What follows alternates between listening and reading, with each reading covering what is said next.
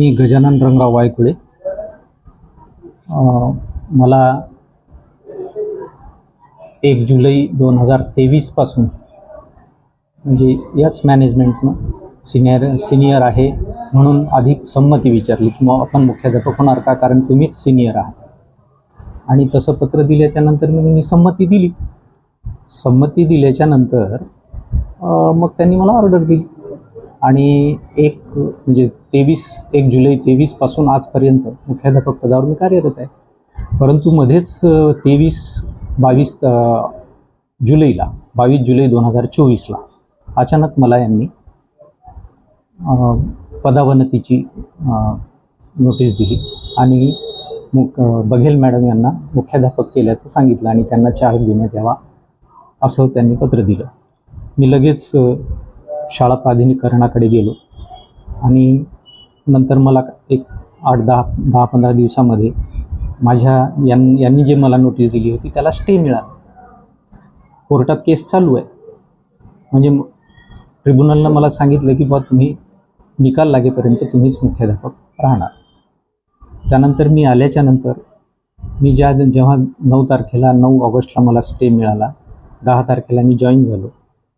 पण मी 10 तारखेला जॉईन व्हायला जेव्हा इथं आलो त्यावेळेला मी त्याच्या आधी चार्ज दिला नव्हता, चाबी दिली नव्हती.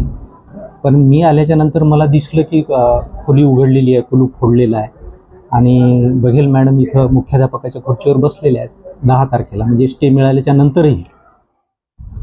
मी काही बोललो नाही. मी चुपचाप जाऊन बसलो दुसऱ्या रूममध्ये.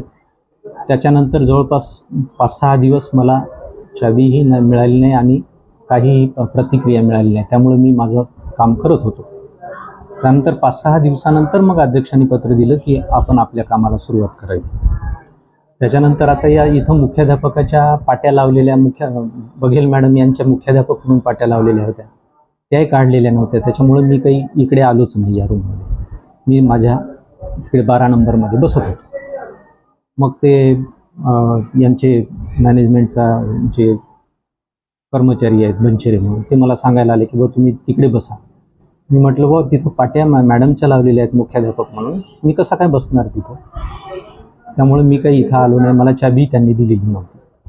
त्याच्यानंतर मग जवळपास 23 ऑगस्टपर्यंत त्यांनी 23 ऑगस्टला मग ते पाट्या काढल्या, 23-24 ऑगस्टला.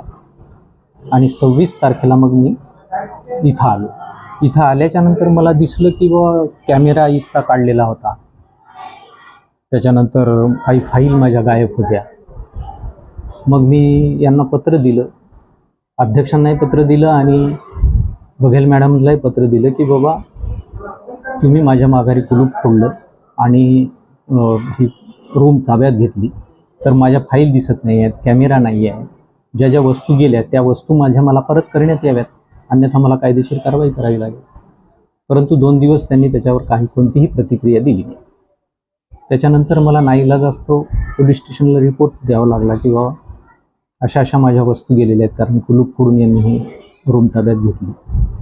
त्यामुळे त्याबद्दल चौकशी करण्यात यावी आणि माझ्या वस्तू मला परत मिळाव्यात. परंतु त्यावर त्यांनी सुद्धा कोणत्याही प्रकारचं कारवाई केली नाही. त्यानंतर मग हे मला स्टे मिळाल्याच्यामुळं हे सगळं काही पूर्ववत चालू होतं. 23 सप्टेंबरपासून 24 तारखेला मला पुन्हा एक पत्र सेवकाद्वारे मिळालं की अध्यक्षाचं की शिक्षणाधिकाऱ्यांनी प्रभारी मुख्याध्यापक म्हणून बघेल मॅडमला मान्यता दिलेली आहे, त्यामुळं तुम्ही आर्थिक आणि प्रशासकीय सगळे चार्ज तुम्ही मॅडमला देण्यात यावे. आता मी इथं मुख्याध्यापक असताना प्रभारी नेमण्याचा काही प्रश्न नव्हता, त्याच्यामुळे मी चार्ज काय दिलं नाही. उलट माझ्या वकिलांनी सांगितलं त्याप्रमाणे माझ्या वकिलांनी यांना नोटीस पाठवली की आपण कोर्टाचा अपमान करत आहात. त्यामुळं शिक्षणाधिकाऱ्यालाही तशा प्रकारची नोटीस दिली की हे जी दिलेली मान्यता आहे तुम्ही ती परत घ्या, अन्यथा कोर्टाचा तुम्ही अपमान करत आहात याबद्दल आम्हाला दाखल करावं लागेल, केस दाखल करावी लागेल. आता ती दिलेली आहे. आता त्याच्यावर अजून काही प्रतिक्रिया शिक्षणाधिकाऱ्याची आली नाही, अध्यक्षाची आली नाही. किंवा कोणाची चाललेली आहे. त्याच्यामुळं आता समोरचं पाऊल आमचे वकील उचलतील. आता सध्या मुख्याध्यापकाचा चार्ज कोणाकडे आहे? सध्या आता मुख्याध्यापक मी तर आहोच पहिला, जे मला अधिकार कोणाचा? हां, न्यायालयाने मला दिलेलंच आहे, त्याच्यामुळे मी माझ्या जागेवर आहे. परंतु शिक्षणाधिकाऱ्यांनी प्रभारी म्हणून बघेल मॅडमला दिलेलं आहे. त्याच्यामुळं आता सगळ्या बँकेचे खातेसुद्धा ठराव घेऊन संस्थेनं बदलले आणि ते सुद्धा आर्थिक अधिकारही त्यांना दिलेले आहेत आणि प्रशासकीय अधिकारी सगळे TCवरही सह्या करायचे किंवा कोणतेही सह्या करण्याचं ते बघेल मॅडमनीच करावं असं मॅनेजमेंटनं त्यांना सांगितलेलं आहे. त्याच्यामुळं माझ्याकडे जर आलं काही तर मी सही करतो, नाही आलं तर मी शांत बसतो आणि सगळा कारभार जो आहे तो बघेल मॅडम सध्या तरी पाहत आहेत. माझं जे काम आहे जसं आता पिरियड घेणं आहे, राऊंड मारणं आहे, निरीक्षण करणं आहे, हे मी माझं काम मी स्वतः करतो. सर, मुख्याध्यापकाची जी नियुक्ती झालेली आहे ती तुमच्या सिनियरिटी प्रमाणे झालेली आहे? सिनियरिटी प्रमाणच होतं. त्याच वेळेला त्यांनी मला ते दिलं, विचारलं आणि कारण मी काही मागितलं नव्हतं की मलाच मुख्याध्यापक करा. त्यांनीच मला पत्र दिलं की बुवा तुम्ही सिनियर आहात आणि तुम्ही घ्यायला तयार आहात की नाही. मी संमती दिली, तुमची संमती पाहिजे आणि त्याच्यानुसार त्यांनी मला नियुक्त केलं आणि पुन्हा त्यांनीच हे काढलं मध्येच. सुरुवातीलाही त्यांनी काढलं असताना सुरुवातीलाही म्हटले असते की नाही बा तुम्ही सिनियर नाही, ते आहेत, तर मी एकही शब्द बोललो नसतो. कारण मी हापापलेला नाही मोठेपणासाठी आणि मुख्याध्यापक पदासाठी सुद्धा. परंतु तुम्हीच बसवता आणि 1 वर्षानंतर तुम्हीच खाली उतरवता, हे असं का? असं तुम्ही का अपमानित करता? बसवायचंच नाही ना, माझं एवढंच म्हणणं. आता 2 मुख्याध्यापकाच्या भानगडीत शैक्षणिक विद्यार्थ्यांवर काय नुकसान होते आहे ना. आता इमारत काही इमारती जीर्ण झालेल्या आहेत. जसं आता तिकडे जिन्यावरचा एक स्लॅब पाणी वरतून साचते त्याच्यामुळं तो खाली पडलेला आहे. मध्ये पोर्चमधला स्लॅबसुद्धा उन्हाळ्यामध्ये पडला. बरं झालं त्यावेळेला कोणी नव्हतं, संध्याकाळच्या वेळेला पडला तो, नाहीतर मुलं असते किंवा कोणी बसलेलं असतं खाली तर घात झाला असता. तर तसाच ते दुरुस्त केला. त्याच्या आधी मी बऱ्याच सूचना मॅनेजमेंटला दिलेल्या आहेत किंवा ते स्लॅब जीर्ण झालेला आहे, तिकडल्या इमारतीचा स्लॅब जीर्ण झालेला आहे, लॅबॉरेटरीचा स्लॅब जीर्ण झालेला आहे, तर तो आपण त्या दुरुस्त्या कराव्या.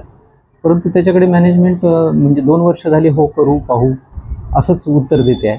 शेवटी मला तो रस्ता, जिन्याचा रस्ता मला बंद करावा लागला. मग मी रस्ता बंद केला, मुलांना सूचना दिली की बाबा रे या जिन्यावरून जाऊ नका, कारण तो स्लॅब केव्हाही पडू शकतो. आणि तिकडच्या त्या रूमसुद्धा लॅबॉरेटरीच्या होत्या, त्यासुद्धा मी बंद केल्या आणि सर्वांना शिक्षकांनाही सांगितलं की ॲडजस्टमेंट आपण करू. लायब्ररीच्या रूममध्ये आम्ही वर्ग बसवायला लागलो आणि असे ॲडजस्टमेंट करून हे चालू आहे. त्याच्यानंतर शिक्षक कमी होते, त्याच्याबद्दलही मी वेळोवेळी सांगत होतो, परंतु त्याच्याकडे मॅनेजमेंटचं लक्षच नव्हतं. मॅनेजमेंटचं लक्ष हेच आहे किंवा मला कसं काय खाली खेचायचं. एकूण विद्यार्थी संख्या किती? 3126 विद्यार्थी आहेत. म्हणजे 3000च्या वरच संख्या आहे. 100च्या वर स्टाफ आहे. परंतु त्याच्यापैकी आता जे परमनंट लोक आहेत ते फक्त आता 58 राहिलेले आहेत. म्हणजे जवळपास 25च्या जवळपास जागा रिटायर झालेल्या आहेत. आता काही तात्पुरते लावले, त्याच्यातले काही बरेचसे सोडून जातात, ते राहत नाही. त्याच्यामुळं बरेचसे पिरियड शिक्षकच नसतात वर्गाला. मग आता ती एक कौशल्य विकास योजना एक मुख्यमंत्र्याची आहे, ते काल परवा आम्हाला पत्र आलं, तर मी काल परवा त्याची सुरुवात केली. परंतु आता प्रभारी मुख्याध्यापक ह्या असल्यामुळं मी जे काही शिक्षक बोलावलेत घेण्यासाठी, तर ते अधिकार त्यांच्याकडे असल्यामुळं तेच ठरवतात की बा कोणाला घ्यायचं, कोणाला नाही घ्यायचं, घ्यायचं की नाही घ्यायचं. अजूनही काही शिक्षक हे झालेले नाही आहेत, अजूनही काही वर्ग खाली राहतात. त्याच्यामुळं शैक्षणिक नुकसान तर होतेच आहे. त्याच्यानंतर कन्फ्युजन, शिक्षकांमध्ये कन्फ्युजन, विद्यार्थ्यांमध्ये कन्फ्युजन. कारण मध्येच आधी त्यांना जाहीर केलं होतं, म्हणजे ज्या वेळेला मला पदावन्नतीची नोटीस दिली त्यावेळेला मॅनेजमेंटने जाहीर केलं होतं की आजपासून मुख्याध्यापिका बघेल मॅडम. मी एक आहे 2 अध्यक्ष, जसं मुख्याध्यापक 2 आहे तसे अध्यक्ष 2 आहेत. आता ते कसं, आता तो त्या मॅनेजमेंटचा प्रश्न आहे. मला काही त्याच्याबद्दल बोलण्याचा मला अधिकारही नाही. तो माहिती म्हणून माहिती म्हणून आता यावेळेला तर मागे पेपरलाही आलं होतं, कारण 2 आमसभा झाल्या. तुम्हाला नियुक्ती कोणी दिली? कोणत्या अध्यक्षांनी दिली? मला नियुक्ती ज्या अध्यक्षांनी दिली, कारण याच्या आधी हे 3-3 वर्षाला मॅनेजमेंट अध्यक्ष बदलत असतात. तर तसं आमच्या इथं परंपरा अशी आहे की 3 वर्ष जरी दिलं तरी पुन्हा 3 वर्ष द्यायचं, म्हणजे एका व्यक्तीला 6 वर्ष द्यायची अध्यक्षपदाची. त्याच्यामुळं ते कंटिन्यू राहतात, म्हणजे त्यांनाही कामं करायला व्यवस्थित राहतात.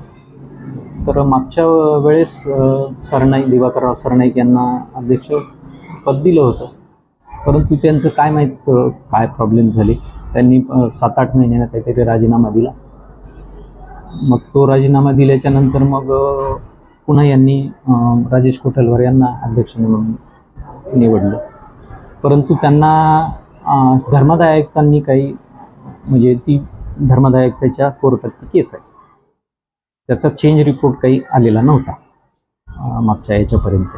म्हणजे कालच्या 30 तारखेपर्यंतही जवळपास, म्हणजे सप्टेंबरपर्यंत तो चेंज रिपोर्ट आला. ते आज PTRवर जे नाव होतं ते दिवाकरराव सरनाईक अध्यक्ष म्हणून त्यांचंच नाव होतं, राजेश कोटलवार यांचं कुठेही नाव नव्हतं.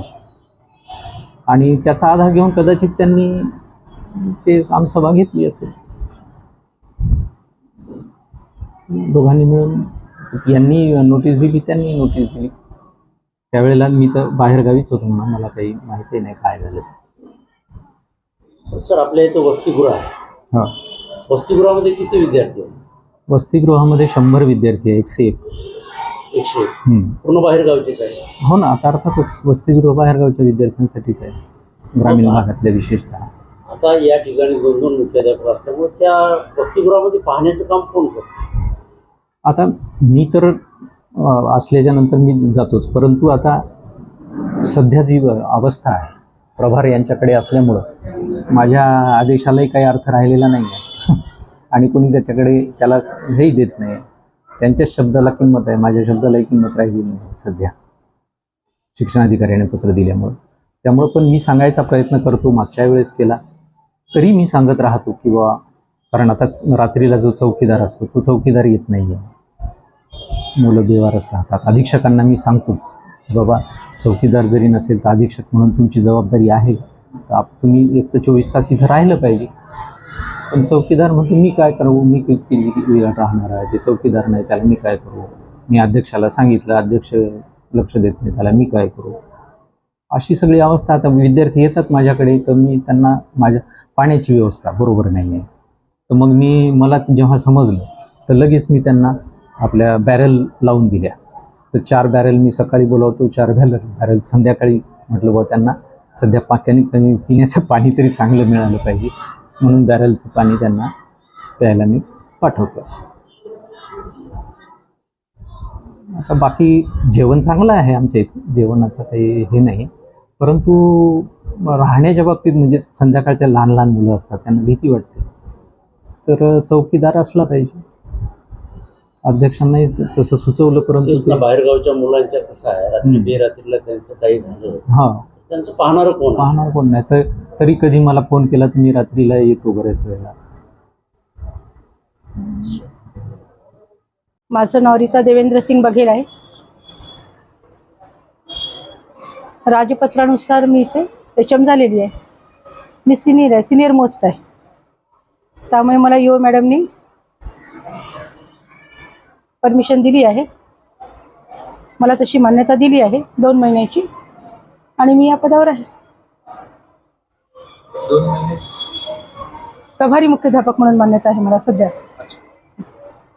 पूर्वीचे मुख्याध्यापक आदरणीय वायकोळे सर ते आहेत आता कार्यरत आहे, शाळेमध्ये आहे ते, पण मुख्याध्यापक मी आहे. सिनियरिटीनुसार, राजपत्रानुसार माझं नाव आहे त्याच्यामध्ये, आणि शाळेने ठराव घेऊन प्रस्ताव पाठवून यवतमाळला प्रस्ताव पाठवला आणि मॅडमने तशी मान्यता दिली. त्याच्यासाठी आमची यवतमाळला एक सुनावणी झाली आणि एक अमरावतीला पण झाली. त्यानुसार मग राजपत्रानुसार मला मुख्याध्यापक प्रभारी मुख्याध्यापकाचं पद देण्यात आलं. आणि मुख्याध्यापक म्हणून त्यांना देण्यात आलं? नाही, मीच आहे प्रभारी मुख्याध्यापक म्हणून. त्यांनी सध्या आपल्याला टेम्पररी ऑर्डर दिलेली आहे, परमनंट ऑर्डर नाही आहे. परमनंट नाही, फक्त 2 महिन्याची ऑर्डर आहे. परमनंट ऑर्डर त्यांना आहे का? नाही, परमनंट ऑर्डर कोणालाच नाही. मग आता दोघं जण काम पाहत आहे का पोशीटवरचं? सध्या मीच काम पाहते. अच्छा. प्रभारी मुख्याध्यापकाचं मला मिळालेलं आहे हा. 23/10 पासून, तेव्हापासून मीच पाहते. बरं. तुमच्या सह्या ह्या मुख्याध्यापक हा व्हॅलिड आहेत. हो. नाही, मुख्याध्यापक म्हणून आहे, हो. प्रभारी म्हणून नाही. नाही, म्हणजे जेव्हा प्रभारी मुख्याध्यापक जेव्हा आपल्याला देतात तेव्हा ते आर्थिक आणि प्रशासकीय व्यवहार चालवण्यासाठीच देतात. त्यामुळे माझी सही व्हॅलिड आहे, त्यामुळे मी सह्या करत आहे. या मुख्याध्यापकासंबंधी कोर्टाचे काही आदेश आहेत? नाही, सध्या आमची कोर्ट केस सुरू आहे. ट्रिब्युनलला आमची केस सुरू आहे. काही स्टे वगैरे आहे? हो आहे, स्टे आहे. पण अजून त्याचा रिझल्ट लागायचा आहे. मॅडमनी ऑर्डर दिली. स्टे कशावर आहे मॅडम? ते या पदावर आहे. आता ते तुम्ही मॅडमला, म्हणजे मॅडमनी अभ्यास केला असेल अच्छा. आणि त्यानुसार त्यांनी मला ऑर्डर दिलेली आहे. तुमच्यापर्यंत कोर्टाचे आदेश आले नाही स्टेचे? नाही, स्टेची ऑर्डर आली आहे. काय आहे? बाकीचं ते आमच्या मॅनेजमेंटला माहीत असेल, मला डिटेल त्याच्याबद्दल काही माहिती नाही. स्टे कशावर आहे माहिती आहे? तर स्टे आता अर्थातच पदावरच आहे ना. मुख्याध्यापक पद जसे ते राहावे असंच त्याचा अर्थ आहे का? ते मला त्याच्याबद्दल डिटेल काहीच माहीत नाही आहे. मी सिनियर आहे. हो. शाळेने ठराव घेतला, ठराव यवतमाळला पाठवला. मॅडमनी त्या ठरावावर मला प्रभारी मुख्याध्यापक म्हणून नियुक्ती केली आणि मी 22/11 व्हॅलिड आहे, एवढं मला माहीत आहे. 22/11/2024. बाकीचं मला काही एवढं डिटेल माहीत नाही आहे. बाकीचं आमच्या मॅनेजमेंटला माहिती आहे सगळं. तुमच्या दोघांमध्ये काही वाद असल्यामुळे काही आता याच्यापेक्षा शिक्षणावर जास्त नाही परिणाम बोलू शकत सर. बस एवढं.